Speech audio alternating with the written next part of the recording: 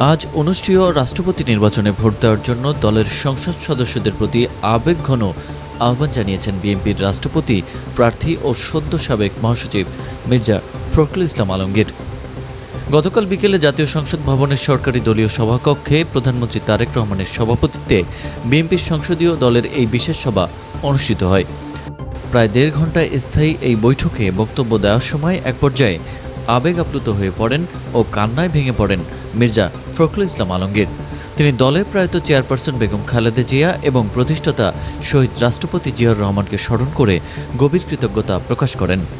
একই সাথে তার উপর দীর্ঘ সময় আস্থা রাখায় প্রধানমন্ত্রী তারেক রহমানের প্রতিও ধন্যবাদ জানান।